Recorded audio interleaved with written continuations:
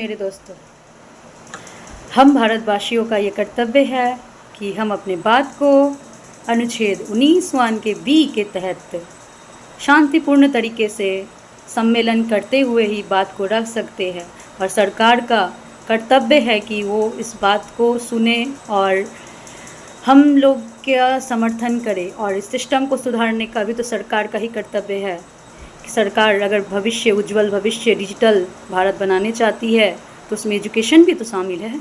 अगर एजुकेशन ही ख़राब हुआ तो डिजिटल भारत बनाए कोई फ़ायदा नहीं है। हमारे भारत का ये दुर्भाग्य है कि पढ़े लिखे आदमी आधा जीवन उसका प्रोटेस्ट करते ही निकल जाता है।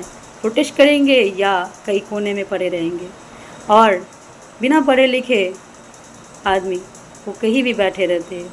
आपको भली बात ही पता है, डरिए नहीं, अपना आवाज़ खुद बनिए, क्योंकि आपके पीछे आपके भविष्य है, बच्चे हैं।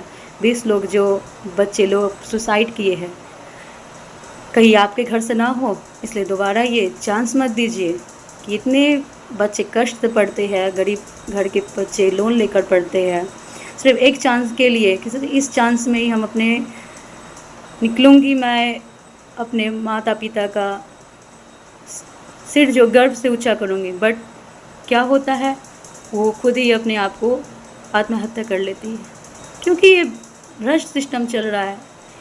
यहाँ क्या क्या नहीं पेपर लीक होता है, एसएससी से लेकर एसआई से लेकर सब कुछ तो पहले से सेटिंग होता है। यहाँ तक बीपीएससी का भी पेपर पहले से सेटिंग हो जाता है। कभी कभार बाद में पता चलता है कि ये रद्द हो रहा है, बट एक बार रद्द करने से क्या होगा। सिस्टम सुधारने का हम सभी का ही कर्तव्य है, क्योंकि सरकार तो इतने दिन से 20 दिन से आज 21वां दिन